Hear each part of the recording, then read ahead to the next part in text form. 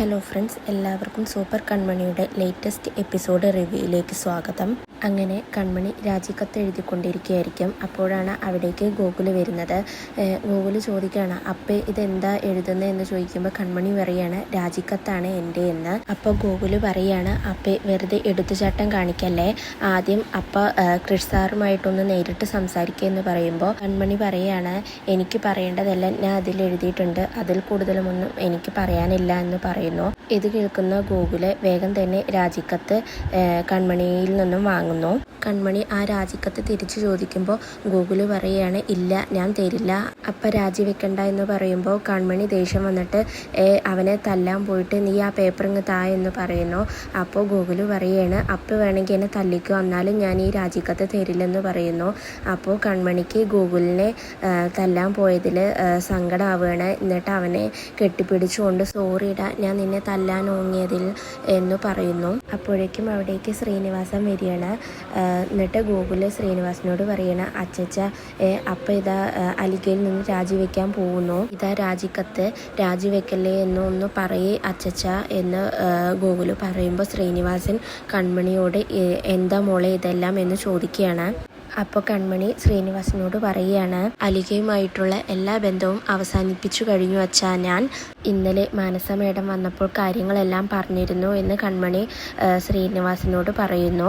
അപ്പോൾ ഗൂഗിള് പറയണ, അവരാരാ കാര്യങ്ങളൊക്കെ തീരുമാനിക്കാൻ, വെറും GM അല്ലേ, അതിനു മുകളിലും MDയും എല്ലാം ഉണ്ട്, അവർ പറയട്ടെ, അപ്പോൾ നമുക്ക് തീരുമാനിക്കാം എന്ന് ഗൂഗിള് പറയുന്നു. അപ്പോൾ കൺമണി ഗോകുലിനോട് പറയുകയാണ്, അവരെല്ലാം പറയുന്നതിന് മുന്നേ തന്നെ അന്തസ്സോടുകൂടി അങ്ങോട്ട് രാജിക്കത്ത് കൊടുക്കുന്നതാടാ നല്ലത്, നിന്റെ അപ്പ അന്തസ് വിട്ട് കളിക്കാൻ തീരുമാനിച്ചിട്ടില്ല, പണം ഇല്ലെങ്കിലും പട്ടിണി കിടക്കാം, അഭിമാനം കൂടി ഇല്ലെങ്കിലോ, അതുകൊണ്ട് ഞാൻ ഈ രാജിക്കത്ത് കൊടുക്കാൻ തീരുമാനിച്ചു എന്ന് പറയുകയാണ്. അപ്പോൾ ശ്രീനിവാസൻ കൺമണിയോട് പറയുകയാണ്, മോളെ നമുക്കൊരു ഇഷ്ടമില്ലാത്ത സ്ഥലത്ത് നിന്ന് നമ്മൾ ജോലി വേണ്ടെന്ന് വെക്കുന്നത് നല്ലത് തന്നെയാണ്, പക്ഷെ അതിൻ്റെ എല്ലാ വശങ്ങളും അറിഞ്ഞിട്ട് വേണം തീരുമാനിക്കാൻ എന്ന് പറയുമ്പോൾ കൺമണി പറയുകയാണ്, ഞാൻ അതിൻ്റെ എല്ലാ വശങ്ങളും മനസ്സിലാക്കി അച്ഛാ, ഞാൻ എന്തായാലും രാജിക്കത്ത് കൊടുക്കാൻ തീരുമാനിച്ചു എന്ന് പറയുന്നു. വ്യക്തിപരമായിട്ട് എനിക്ക് ആരോടും ദേഷ്യമില്ല ഗോകുലെ, അതുകൊണ്ട് നീ ആ രാജിക്കത്ത് ഇങ്ങോട്ട് തായെന്ന് പറഞ്ഞിട്ട് അതും വാങ്ങിയിട്ട് കൺമണി പോവുകയാണ്. അതിനുശേഷം സുമിത്ര ലാലിയോട് പറയുകയാണ്, ചില പ്രധാനപ്പെട്ട നീക്കങ്ങൾ നടത്താനുണ്ട്, അതിനു വേണ്ടിയിട്ടാണ് നിന്നെ ഞങ്ങൾ വിളിച്ചതെന്ന് പറയുന്നു. അന്ന് ലാലിയോട് പറഞ്ഞതിൽ ഒരു പ്രധാന ആറ്റം ബോംബ് പൊട്ടിക്കുന്ന കാര്യം സാഗറിനോട് അത് പറയാൻ വേണ്ടിയിട്ടാണ് ലാലിയെ ഞാൻ വിളിച്ചതെന്ന് പറയുന്നു. അപ്പോൾ ലാലി എന്താ സംഭവം എന്ന് ചോദിക്കുകയാണ്. അപ്പോൾ സുമിത്ര പറയുകയാണ്, എല്ലാം ഞാൻ പറയാം, ഞാൻ ജയിലിൽ പോയിട്ട് ബലരാമനെ കണ്ടിരുന്നു, അവൻ ഞങ്ങളുടെ മകനല്ലെന്ന് ഞാൻ അവനെ അറിയിച്ചു. അപ്പോൾ ലാലി പറയുകയാണ്, അതെന്തിനാ ഇപ്പോൾ അവനോട് പറഞ്ഞത്, പാവം അവന് നല്ല സങ്കടമായിട്ടുണ്ടാവും, അവനോട് ആ പറഞ്ഞത് വല്ലാത്ത ക്രൂരതയായി പോയി, ഇപ്പോൾ പറയണ്ടായിരുന്നു, ഇത് കേട്ടപ്പോൾ അവൻ ഒരുപാട് കരഞ്ഞിട്ടുണ്ടാവും, ബോധം കെട്ടു വീണിട്ടുണ്ടാവും എന്നൊക്കെ ലാലി പറയുമ്പോൾ ബാലു പറയുകയാണ്, അവൻ കരഞ്ഞാലും സങ്കടപ്പെട്ടാലും ഒക്കെ നിനക്കെന്താ എന്ന് ചോദിക്കുകയാണ്. അപ്പോൾ സുമിത്ര പറയുകയാണ്, നീ വലിയ സെന്റിമെന്റ്സ് ഒന്നും പറയണ്ട, ബലരാമന്റെ കാര്യം ബലരാമൻ നോക്കിക്കോളും, നിന്റെ ചുമതല ഞാൻ പറയാം, നീ സാഗറിന്റെ വീട്ടിലേക്ക് പോകണം എന്ന് പറയുന്നു സുമിത്ര.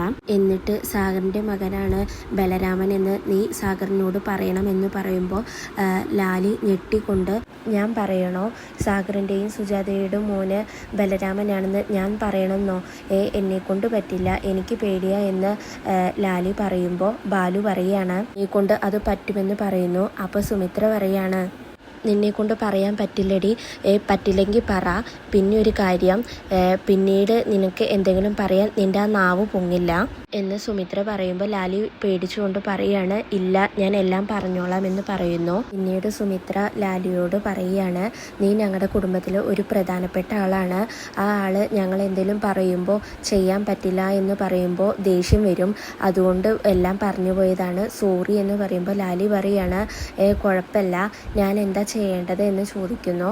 അപ്പോൾ സുമിത്ര പറയുകയാണ്, ഞാൻ പറഞ്ഞില്ലേ അതുപോലെ ചെയ്യണം, സാഗറിനോട് പോയിട്ട് ആ മഹാരഹസ്യം നീ പറയണമെന്ന് പറയുന്നു. അപ്പോൾ ലാലി പറയുകയാണ്, സുമിത്രാമേ ആ സാഗർ എന്നെ കൊന്നുകളയുമെന്ന് പറയുമ്പോൾ ബാലു പറയുകയാണ്, ഇല്ല നിന്നെ ആരും ഒന്നും ചെയ്യില്ല എന്ന് പറയുന്നു. അപ്പോൾ സുമിത്ര പറയുകയാണ്, നീ പേടിക്കണ്ട, ആരും നിന്നെ ഒന്നും ചെയ്യില്ല, ധൈര്യമായിട്ട് നീ പോവാൻ ഒരുങ്ങിക്കോളൂ എന്ന് പറയുന്നു. അങ്ങനെ മനസ്സില്ലാ മനസ്സോടെ ലാലി സാഗറിനെ കാണാനായിട്ട് പോവാൻ ഒരുങ്ങാൻ പോകുന്നു. അതിനുശേഷം കൺമണി അലിഗയിലേക്ക് പോകാൻ വേണ്ടിയിട്ട് ഇറങ്ങുമ്പോൾ ബാക്കിൽ ഗോകുൽ വരികയാണ്. അപ്പേ രാജിക്കത്ത് കൊടുക്കലേ അപ്പേ എന്ന് പിന്നെയും പറയുന്നു. അപ്പോൾ കൺമണി ഗോകുലിനോട് പറയുകയാണ്, എന്തിനാടാ ഞാൻ ഇനിയും അവിടെ തുടരുന്നത്? എനിക്ക് കൃഷി സാറിനോട് ഒരു ഇഷ്ടമുണ്ടായിരുന്നു. അതുപോലെ തന്നെ എനിക്ക് എൻ്റേതായ അഭിമാനവും വ്യക്തിത്വവുമുണ്ട്. അത് ഞാൻ എന്തായാലും ഇനി കളയാൻ ആഗ്രഹിക്കുന്നില്ല എന്ന് പറയുന്നു. അപ്പോൾ ഗോകുല് കൺമണിയോട് പറയുകയാണ്, അപ്പയുടെ അഭിമാനമൊന്നും കളയണ്ട. കൃഷി സാറിന് അപ്പയെ ഭയങ്കര ഇഷ്ടമാണ്. അതുകൊണ്ടാണ് അപ്പയുടെ സ്വപ്നത്തിൽ പോലും കൃഷി സാറ് വന്നിട്ട് അപ്പയോടുള്ള ഇഷ്ടം പറയുന്നത് എന്ന് പറയുമ്പോൾ കൺമണി പറയുകയാണ്, നീ ഇങ്ങനെ സങ്കടപ്പെടരുത്. നീ സങ്കടപ്പെട്ടാൽ എനിക്കും സങ്കടം വരും.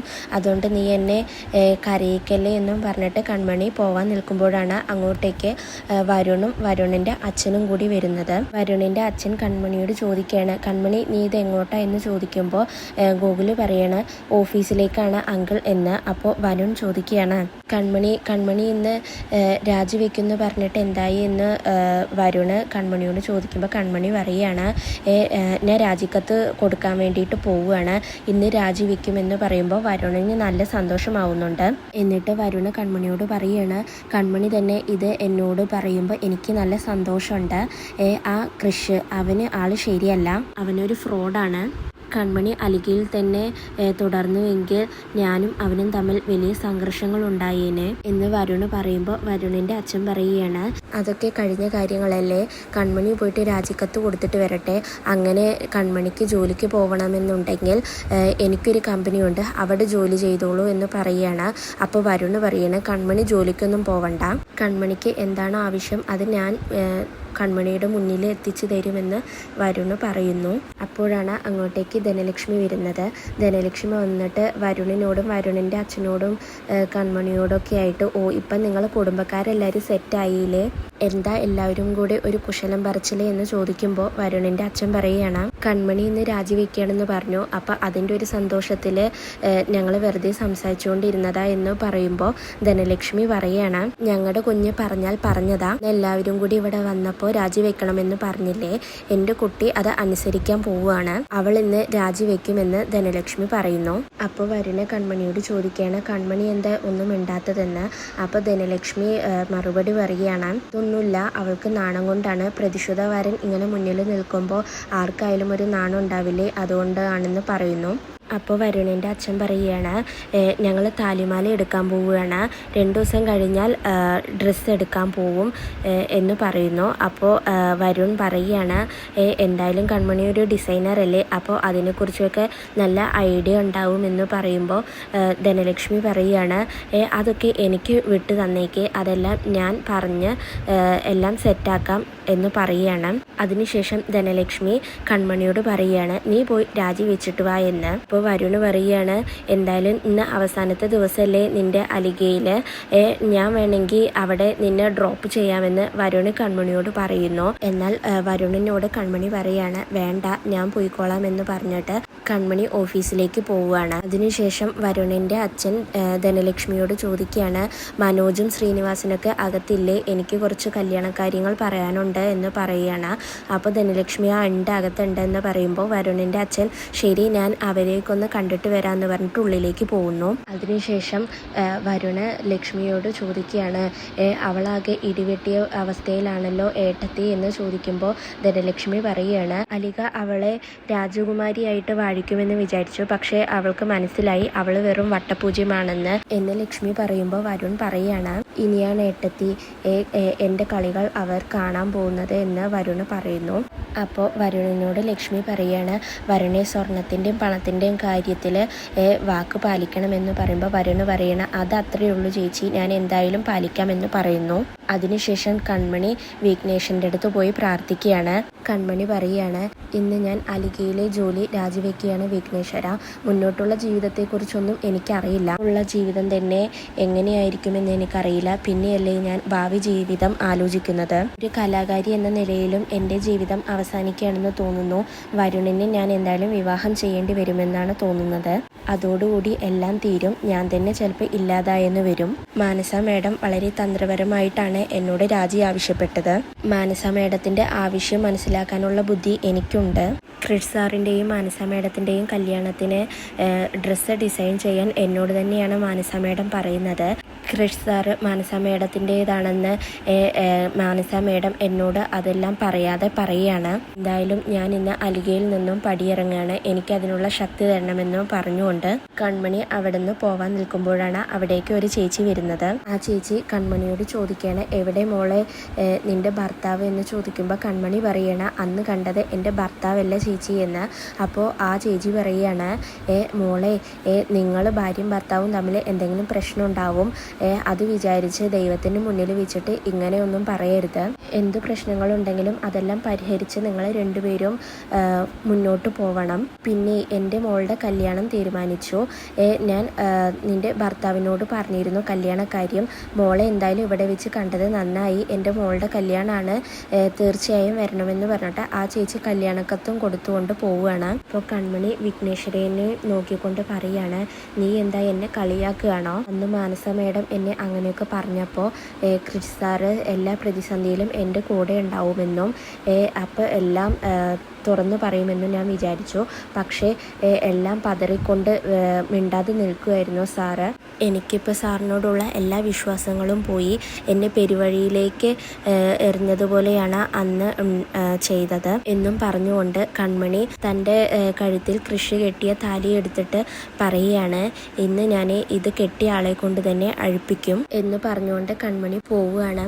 അതിനുശേഷം മഹിയെയും കൃഷിനെയും കാണിക്കുന്നു. മഹി കൃഷിനോട് ചോദിക്കുകയാണ്, കൃഷി എന്തെങ്കിലും പുതിയ പ്രൊജക്റ്റ് കിട്ടിയിട്ടുണ്ടോ, അതോ എന്തെങ്കിലും പെൻഡിങ് വർക്ക് കൂടുതലുണ്ടോ എന്ന് ചോദിക്കുമ്പോൾ കൃഷ് മനസ്സിലായില്ല എന്ന് പറയുന്നു. അപ്പോൾ മഹി പറയുകയാണ്, ആ ചീഫ് ഡിസൈനറെ ആവശ്യപ്പെട്ടുകൊണ്ട് ഒരു പരസ്യം കണ്ടു ഞാൻ പത്രത്തിൽ, കൺമണിയില്ലേ ചീഫ് ഡിസൈനറായിട്ട്, പിന്നെന്തിനാ പുതിയ ഒരാൾ, അതുകൊണ്ടാണ് ഞാൻ പുതിയ വല്ല പ്രോജക്റ്റും അപ്രൂവൽ ആയിട്ടുണ്ടോ എന്ന് ചോദിച്ചത് എന്ന് മഹി പറയുമ്പോൾ കൃഷി പറയാണ്, നീ ഇതെന്തൊക്കെയാണ് പറയുന്നത്, നിനക്കെന്താ വട്ടായോ എന്ന് ചോദിക്കുമ്പോൾ മഹി പറയുകയാണ്, നീ ഇന്ന് പത്രം കണ്ടില്ലേ, ഇന്ന് കണ്ടു നോക്ക് എന്ന് പറഞ്ഞിട്ട് മഹി തൻ്റെ ഫോണിലുള്ള പരസ്യം കൃഷിന് കാണിച്ചു കൊടുക്കുന്നു. എന്നിട്ട് മഹി കൃഷിനോട് ചോദിക്കുകയാണ്, അപ്പോൾ നീ ഇവിടെ നടക്കുന്ന കാര്യങ്ങളൊന്നും അറിയുന്നില്ലേ, അതോ കൺമണിയായിട്ട് നീ വല്ല പ്രശ്നമുണ്ടോ എന്ന് ചോദിക്കുമ്പോഴേക്കും കൃഷ് മാനസയെ കാണാനായിട്ട് ദേഷ്യം വന്നുകൊണ്ട് പോകുന്നു. അതിനുശേഷം മാനസ ഒരു സ്റ്റാഫിനോട് പറയാണ്, നീ ഇതെന്താടി 4ാം ക്ലാസ്സിൽ ഡ്രോയിങ് പഠിക്കുകയാണോ, അവളുടെ ഒരു ഡിസൈൻ എന്ന് പറഞ്ഞിട്ട് ആ സ്റ്റാഫ് വരച്ച ഡിസൈന് വലിച്ചെറിയുന്നു. അപ്പോൾ ആ സ്റ്റാഫ് പറയാണ്, ദേവ് സാർ ഇതെല്ലാം അപ്രൂവൽ ചെയ്തല്ലോ മാഡം എന്ന് പറയുമ്പോൾ മനസ്സ് പറയണ, ദേവ് സാറല്ല, ഞാനാണ് കാര്യങ്ങൾ തീരുമാനിക്കുന്നത്, ഞാനാണ് ഇവിടുത്തെ GM എന്ന് പറയുകയാണ്. പിന്നൊരു കാര്യം കൂടി, നാളെ മുതൽ ചീഫ് ഡിസൈനർ പുതിയ ആളാണ്, നിങ്ങൾ തലയിൽ കയറ്റി വെച്ചിരിക്കുന്ന ആ കൺമണിയിലെ എന്ന് അലിഗയിൽ നിന്നും പറഞ്ഞു വിടുകയാണ്, അവളിൽ നിന്നും രാജി എഴുതി വാങ്ങിക്കുകയാണ് എന്ന്. കുറച്ച് കഴിഞ്ഞാൽ രാജിക്കത്തുമായി അവൾ വരും. അപ്പോൾ കൺമണി പോയ ആകാശം ഇടിഞ്ഞു വീഴുമെന്ന് പറഞ്ഞിട്ട് അവളുടെ അടുത്ത് പോയി സംസാരിക്കാൻ നിൽക്കണ്ട, യാത്ര പറയാൻ വരുന്ന അവളോട് സഹതാപം കാണിച്ച് നിൽക്കണ്ട, അങ്ങനെ നിൽക്കുന്നവർ അവളുടെ കൂടെ അങ്ങോട്ട് പോയിക്കോണം. അത് പറഞ്ഞു നിൽക്കുമ്പോഴാണ് അങ്ങോട്ടേക്ക് കൃഷി ദേഷ്യപ്പെട്ടുകൊണ്ട് മാനസ എന്നും വിളിച്ചുകൊണ്ട് വരുന്നത്. കൃഷി വന്നിട്ട് മാനസിയോട് ചോദിക്കുകയാണ്, ചീഫ് ഡിസൈനർക്ക് ആഡ് കൊടുത്തല്ലേ, ആരോട് ചോദിച്ചിട്ടാ നീ ആഡ് കൊടുത്തത് എന്ന് ചോദിക്കുമ്പോൾ മാനസ കൃഷിനോട് പറയുകയാണ്, കൃഷി പറഞ്ഞിട്ട് എന്ന്. അപ്പോൾ കൃഷി ചോദിക്കുകയാണ്, ഞാൻ എപ്പോൾ പറഞ്ഞു, ധൃതി പിടിച്ച് ഒന്നും വേണ്ടാന്ന് ഞാൻ സൂചിപ്പിച്ചതല്ലേ എന്ന് കൃഷി പറയുമ്പോൾ മാനസ പറയുകയാണ്, കൃഷി അവളുടെ രാജി ഏതാണ്ട് എല്ലാം തീരുമാനിച്ചതല്ലേ, അവൾ പോയാലും നമ്മുടെ ഓഫീസ് നടന്നു പോവണ്ടേ, അവൾ പോയാൽ നമ്മൾ പോയി അവളുടെ കാല് പിടിക്കുമെന്ന് അവൾ വിചാരിച്ചിട്ടുണ്ടാവും, പോകുന്നവർ പോകട്ടെ കൃഷ്, ഒരു കൺമണി പോയാൽ 9 കൺമണി വരും എന്ന് മാനസ പറയുമ്പോൾ കൃഷി പറയാണ്, നിർത്ത് മാനസ, തന്ത്രപരമായിട്ട് എല്ലാം നടത്തിയെടുത്തിട്ട് നിന്ന് ന്യായം പറയുന്നു എന്ന് പറയുമ്പോൾ മാനസ പറയുകയാണ്, തന്ത്രപരമായിട്ട് ഞാൻ എന്ത് നടത്തിയെടുത്തു എന്ന കൃഷി പറയുന്നത്, കൃഷിൻ്റെ അനുവാദത്തോടു കൂടിയാണ് ഞാൻ എല്ലാം ചെയ്തത് എന്ന് മാനസ പറയുമ്പോൾ കൃഷി പറയുകയാണ്, അത് തന്നെ ഞാൻ പറഞ്ഞത്, നീ എല്ലാം തന്ത്രപരമായിട്ടാണ് ചെയ്തത്, ഒരു ആഡ് കൊടുക്കണമെന്ന് തീരുമാനിക്കുമ്പോഴേക്കും അങ്ങോട്ട് കൊടുക്കുകയാണോ, മാറ്റർ തീരുമാനിക്കണ്ടേ, ചെയർമാൻ്റെ അപ്രൂവൽ എടുക്കണ്ടേ, അവസാനവട്ട തീരുമാനങ്ങൾ എടുത്തിട്ട് വേണ്ടേ അത് അപ്രൂവൽ ചെയ്യാൻ, ഈ കാര്യം നീ ആദ്യം തന്നെ ലക്ഷ്യം വെച്ച് അതിലേക്ക് എത്തിച്ചു, അതാണ് ഉണ്ടായത് എന്ന് കൃഷി പറയുമ്പോൾ മനസ്സ് പറയുകയാണ്, ആവശ്യമില്ലാതെ കൃഷി എന്നെ കുറ്റപ്പെടുത്തരുത്, ഞാനൊരു GM ആണ്, കാര്യങ്ങൾ തീരുമാനിക്കാനുള്ള അധികാരവും സ്വാതന്ത്ര്യം എനിക്കുണ്ട് എന്ന് പറയുമ്പോൾ കൃഷി മാനസിയോട് പറയുകയാണ്, എന്താണ് നീ എടുത്തത്? സ്വാതന്ത്ര്യമല്ല, ദുസ്വാതന്ത്ര്യമാണ്. കൺമണിയെ പുറത്ത് ചാടിക്കാൻ നീ ഒരു കാരണം നോക്കി നടക്കുകയായിരുന്നു. വീണ് കിട്ടിയ അവസരം നീ ബുദ്ധിപരമായി ഉപയോഗിച്ചു. കൺമണിയോട് നിനക്കെന്താ ഇത്ര ശത്രുത എന്ന് കൃഷി ചോദിക്കുമ്പോൾ മാനസ തിരിച്ചു ചോദിക്കുകയാണ് കൺമണിയോട് കൃഷിന് എന്താ ഇത്ര കെയർ എന്ന്. ഇത് കേട്ടുകൊണ്ട് കൃഷി ഒന്നും മിണ്ടാതെ നിൽക്കുകയാണ്. ഇതോടുകൂടിയാണ് ഇന്നത്തെ എപ്പിസോഡ് അവസാനിക്കുന്നത്. നാളെ പുതിയൊരു എപ്പിസോഡുമായിട്ട് വീണ്ടും കാണാം. ബൈ.